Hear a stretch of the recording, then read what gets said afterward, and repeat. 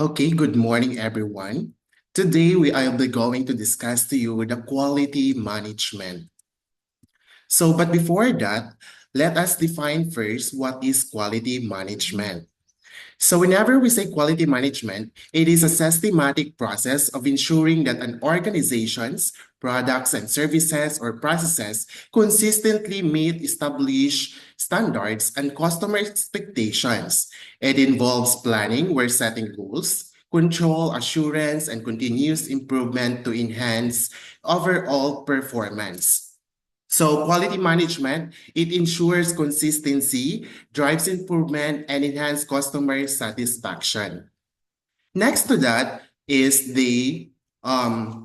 what are the importance of quality management in assessing problems encountered by the school? So number one, it enhances students' outcomes through accountability, ongoing improvement, and cost reduction. Second, it strengthens teaching standards, environment, stakeholder confidence, and promotes data-driven decision-making. Okay. Also, there are aims or objectives of quality management. First, to ensure continuous improvement in school processes. Second, to base decision on objective evidence and data.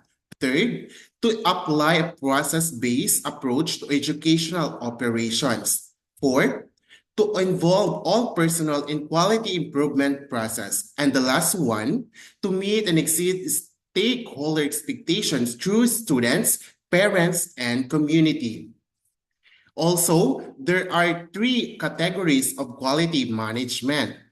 Number one is quality planning, identifying relevant quality standards and setting goals to meet them. So in here, quality planning is focus only those objectives to achieve.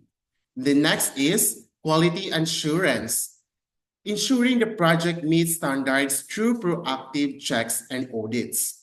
And the last one, quality control, monitoring outputs to spot issues and corrective actions. So the three categories of quality management are quality planning, quality assurance, and quality control. Next to that is the quality control chart. A quality control chart, also known as a control chart, is a statistical tool used to monitor a process over time. It displays data points in time order and includes a center line or mean and control limits upper and lower boundaries. These limits help identify whether variations in the process are normal causes, common causes, or abnormal special causes. And this chart, how it can be used. So in schools, it tracks student attendance, test scores, or teacher performance over time. If data points stay within control limits, the process is considered stable. If data points fall outside the limits or show unusual patterns, it signals that action is needed to investigate and improve the process. So let's differentiate now, the y-axis and x-axis of a pie chart. In a pie chart, the traditional x and axis used in bar or light bar graphs do not exist. Instead, a pie chart is circular statistical graphic where data is presented as a slice of a circle showing parts of a whole. So there are key differences. For x-axis, not present in a pie chart, normally used for categories in bar charts. But in pie charts, categories are displayed as individual slices around the circle, while y-axis is also not shown. In bar charts, y-axis shows value. In pie charts, values are shown through the angle and area of each slice, representing percentage of the total. Let's proceed now to the process capability. To define, it refers to the ability of the process to constantly produce output that meet the specified quality standards or customer requirements. It measures how well a process performs within defined limits over time. So in conclusion, in a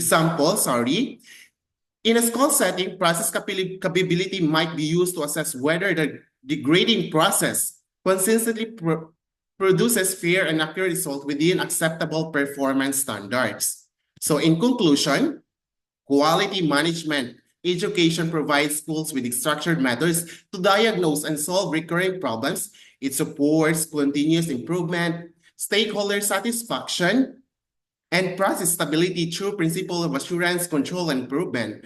Tools like control charts help monitor school processes, while statistical concepts like process stability ensure reliability. Understanding and applying these tools lead to better learning and environments and long-term institutional success.